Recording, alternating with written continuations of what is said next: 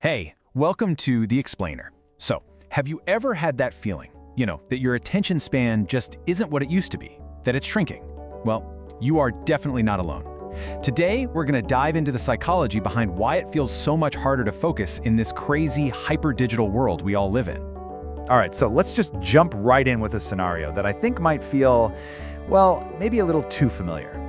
Picture this. You get all settled in, you're ready for some nice, deep reading.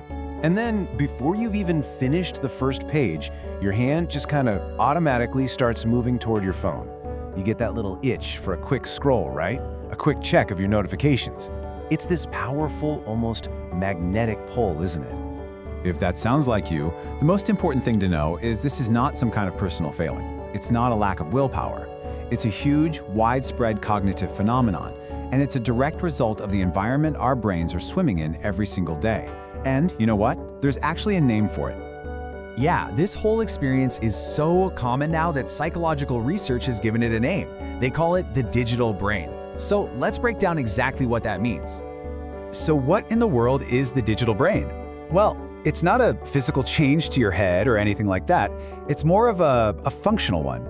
It's what happens when our minds basically get rewired by the constant pings, the quick hits of information, and that endless novelty machine we call the internet. It makes the quiet, slow, hard work of deep focus feel, well, kind of foreign and really, really difficult. And you can see the classic symptoms of this rewiring, right? A brain that's been trained on short videos and endless social media feeds starts to want that same pattern everywhere. It craves new information and it wants it fast. It starts to actively avoid the hard work of really grappling with complex ideas. And man, they get good at skimming. So good, in fact, that it comes at the expense of actually reading and understanding things deeply. You know, a really great way to think about all this is to imagine it like a diet, but for your mind.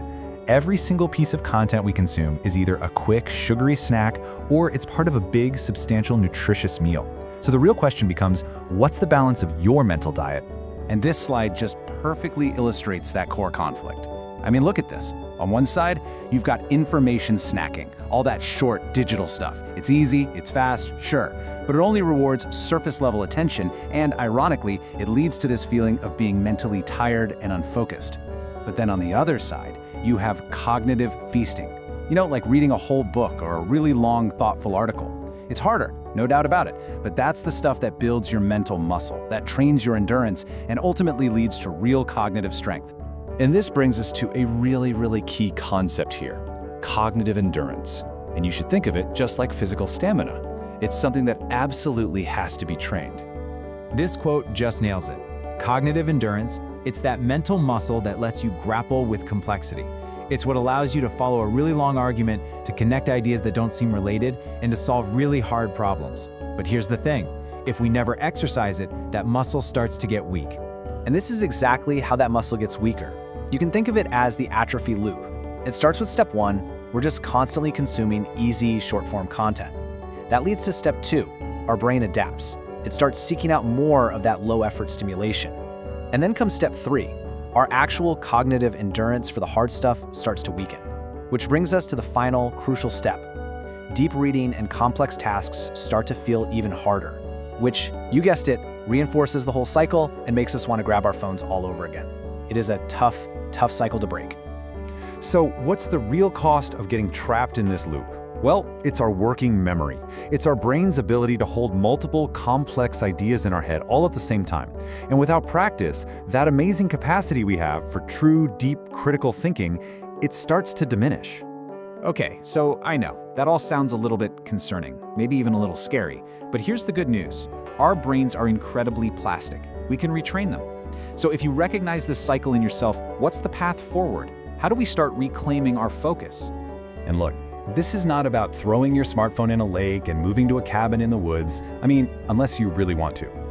It's about being intentional. It's about finding a balance. The solution is to consciously and deliberately make time for that cognitive feast, to actually schedule deep work and focused reading, just like you would schedule any other important thing in your life. And it's so important to remember that all this hard work has incredible payoffs. Rebuilding your cognitive endurance doesn't just make it easier to read a book. No way. It makes you a better learner, a sharper problem solver, and just a more focused person in every single area of your life. It's really about taking back control of your own attention. And that brings us to the final thought I want to leave you with today. And it's an actionable one, so really think about it.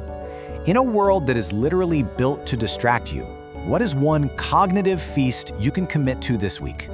Maybe it's that book that's been sitting on your nightstand. Maybe it's a long article on a really complex topic. Or maybe it's just 30 minutes of totally focused work with zero interruptions. What's one feast you can give your brain this week?